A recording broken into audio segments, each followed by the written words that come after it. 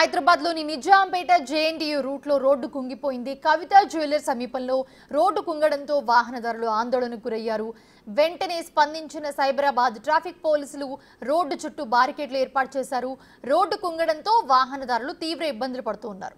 ప్రయాణికులు వీలైతే కొలన్ రాఘవరెడ్డి గార్డెన్ నుంచి జేఎన్టీయూ వైపు ప్రత్యామ్నాయ మార్గాల్లో వెళ్లాలని ట్రాఫిక్ పోలీసులు సూచించారు.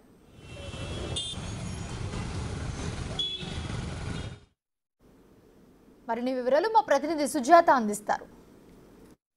లోని హోలిస్టిక్ హాస్పిటల్ ఎదురుగా ఉన్నటువంటి రోడ్డు కుంగడంతో ఒక్కసారిగా స్థానికులు అటు జీహెచ్ఎంసీకి అదేవిధంగా ఫిర్యాదు చేయడంతో వెంటనే అధికారులు వచ్చారు. ప్రస్తుతం మనం చూస్తున్నాము నిత్యం రద్దీగా ఉండేటువంటి నిజాంపేట్ నుంచి అటు వెళ్ళేటువంటి రూట్ ఏదైతే ఉందో ఆ రూట్ దగ్గర ఉన్నటువంటి రోడ్డు ఒక్కసారిగా కుంగిపోయింది. అయితే రాత్రి సమయంలో భారీ వెహికల్స్ అటు రావడంతో ఈ రోడ్డు కుంగినట్లుగా కూడా స్థానికులు అయితే చెప్తున్నారు.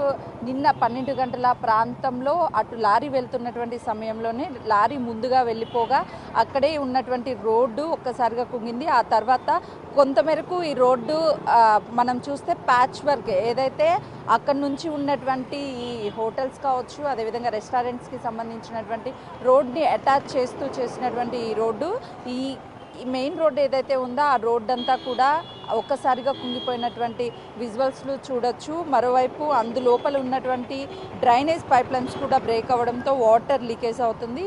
ఇప్పుడే ఇక్కడ ట్రాఫిక్ పోలీసులంతా కూడా ఇక్కడ ఉన్నటువంటి ట్రాఫిక్ని మొత్తం క్లియర్ చేస్తున్నారు. మరోవైపు జీహెచ్ఎంసీ అధికారులు కూడా వీటి మరమ్మతులను చేస్తున్నటువంటి పరిస్థితి ఉంది. తాజాగానే చూసాము అటు ఏదైతే చట్నీవాడకి సంబంధించినటువంటి ఏరియాలోనూ ఒక రోడ్డు కుంగిపోవడంతో దాదాపు 1 కిలోమీటర్ పైగానే రోడ్డు కుంగిపోయినటువంటి ఘటన చోటు చేసుకుంది.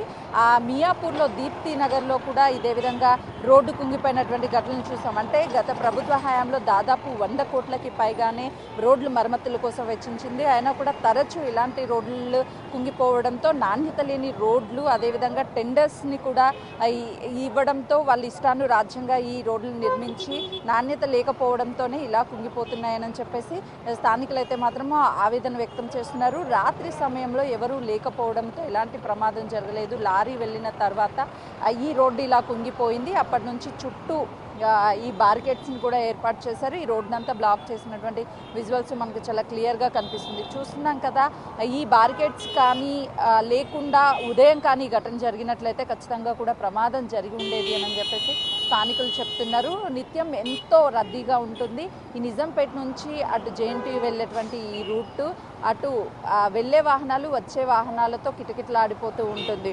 ఈ ఘటన జరగడం పట్ల స్థానికులు ఎలాంటి ప్రమాదం జరగలేదు. ఉదయం జరిగి ఉంటే మాత్రం ఖచ్చితంగా ప్రమాదం జరిగి ఉంటుంది. కాబట్టి అధికారులు ఇప్పటికైనా సరే ఈ రోడ్ని మరమ్మతులు చేయాలి. జీహెచ్ఎంసీ అధికారులకి సమాచారం అందిన వెంటనే కూడా రోడ్ల మరమ్మతుల పనులు ప్రారంభానికి అటు అన్నీ సిద్ధం చేశారు. మరోవైపు మరెక్కడ ఇలాంటి ఘటనలు జరగకుండా ఉండాలి అని అంటే ఏవైతే నాణ్యత లేకుండా రోడ్లు వేశారో గత ప్రభుత్వ హయాంలో 100 కోట్లకు పైగానే వెచ్చించి రోడ్ల మరమ్మతుల పనులు చేశారు. అది నామకే వాస్తుగానే మిగిలింది. ఎక్కడా కూడా ఇలాంటి ఘటనలు జరుగుతున్నాయి. ప్రమాదాలు జరగకుండా ఉండాలి అంటే ఇప్పటికైనా సరే అటు ఎక్కడెక్కడ ఈ రోడ్లని కొత్తగా వేశారు నాణ్యతను కూడా పరిశీలించి ఇలాంటి ఘటనలు జరగకుండా చూస్తే బాగుంటుంది అని చెప్పేసి స్థానికులు కోరుకుంటున్నారు.